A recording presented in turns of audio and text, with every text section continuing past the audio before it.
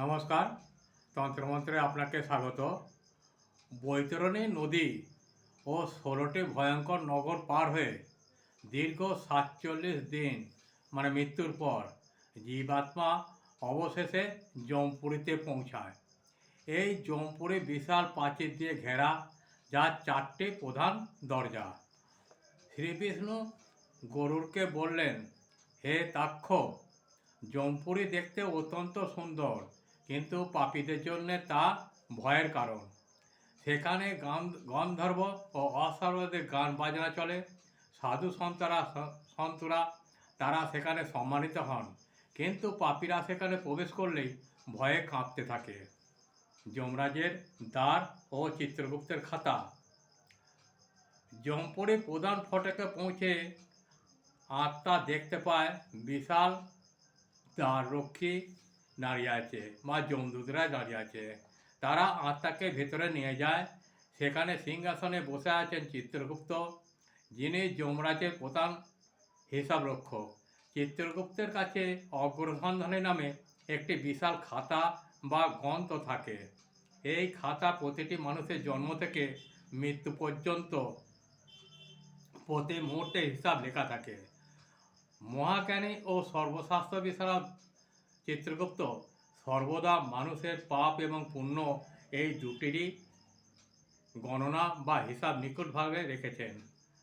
আত্মা যখন সেখানে দাঁড়ায়, তখন চিত্রগুপ্ত যমরাজকে বলেন, হে যমরাজ, হে ধর্মরাজ, এই জীব পৃথিবীতে অমুক কাজ করেছে, এর পাপ ও পুণ্যের তালিকা এই। সাক্ষী কারা দেয়? লুকোনো পাপের। অনেক সময় পাপী আত্মা মিথ্যা কথা বলে। সে বলে, আমি এই পাপ করিনি, কেউ তো দেখেনি। তখন যমরাজ তাকে মনে করিয়ে দিয়ে যে মানুষ পাপ করার সময় মনে করে কেউ দেখছে না, কিন্তু 14 জন সাক্ষী সর্বদা উপস্থিত থাকে।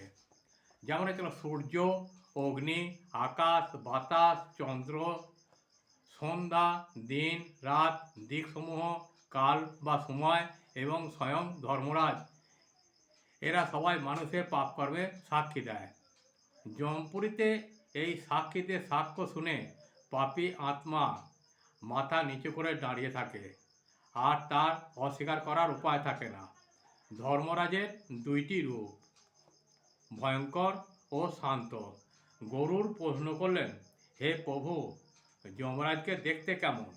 শ্রীবিষ্ণু বললেন, যমরাজ বা ধর্মরাজ নিজের রূপ পরিবর্তন করতে পারেন। তিনি পাপীদের কাছে একরকম ও পুণ্যবানদের কাছে আরেক রকম। পাপীদের ভয়ঙ্কর রূপ কেমন? যখন বিচার শুরু হয় এবং দেখা যায় আত্মা মহাপাপী, তখন যমরাজ প্রলয়কালের মেঘের মতো গর্জন করে ওঠেন। পাপীরা দেখে যমরাজ কাজলের মতো কালো, প্রলয়কালে মেঘের মতন তার গর্জন, তার চোখ দুটি জ্বলন্ত আগুনের মতো লাল, হাতে বিশাল গদা, এবং তিনি মহা বলশালী মহিষের ওপর বসে আছেন। তার বিশাল দাঁত ও ভ্রূকুটি থেকে পাপী আত্মা মূর্ছিত হয়ে পড়ে। আর পুণ্যবানদের জন্যে সৌম্যরূপ। কিন্তু যারা জীবনে সত্য কথা বলেছে, দান করেছে এবং ভক্তি করেছে, তারা যমরাজকে দেখে ভয় পায় না। তাদের কাছে যমরাজ বিষ্ণুর মতো সৌম্য মূর্তিতে দেখা দেন। বিষ্ণু বলেন, পুণ্যবানরা দেখে যমরাজের সৌম্য দর্শন, তার মুখে হাসি, তিনি রত্নখচিত অলঙ্কার পরে আছেন এবং তিনি তাদের বন্ধু ও মিত্র বলে সম্বোধন করেন। বিচারের রায় স্বর্গ না নরক? চিত্রগুপ্তের খাতা এবং সাক্ষীদের প্রমাণের ভিত্তিতে রায় দেন। পাপীদের রায় কেমন হয়? যমরাজ তখন যমদূতদের আদেশ দেন, এই পাপীকে নিয়ে যাও, একে কুশবিপাক নরকে ফেলে দাও, কুসুমাগ ফুটন্ত তেলের কড়াইয়ে, অথবা অসিপত্র বনে ধারালো পাতার জঙ্গলে নিক্ষেপ করো। তখন যমদূতরা তাকে মারতে মারতে নরকের দিকে টেনে নিয়ে যায়। আত্মারা তখন আর্তনাদ করে বলতে থাকে, হায় দেব, আমি কেন পাপ করলাম। আর পুণ্যবানদের রায়, আর যদি পুণ্যবানদের পুণ্য বেশি হয় তবে যমরাজ বলেন, হে পুণ্যাত্মা, তুমি ধন্য, তুমি এখন স্বর্গের সুখ ভোগ করো। তখন স্বর্গ থেকে দিব্য বিমান আসে এবং গন্ধর্বরা গান গাইতে গাইতে সেই আত্মাকে স্বর্গে নিয়ে যায়। যদি আমার এই প্রয়াসটি ভালো লাগে তাহলে আমাকে একটা শেয়ার, লাইক ও সাবস্ক্রাইব করতে ভুলবেন না। যারা আমাকে সাবস্ক্রাইব করেছেন তাদের উদ্দেশ্যে জানাই আন্তরিক ভালোবাসা ও বড়দের প্রণাম। এইভাবে আমার পাশে থেকে সাহায্যের হাত বাড়িয়ে দিন, কারণ আমি কোনো টাকা পয়সা পাই না। অনেক বইপত্র কিনতে হয় ও বহু সময় ব্যয় করতে হয়।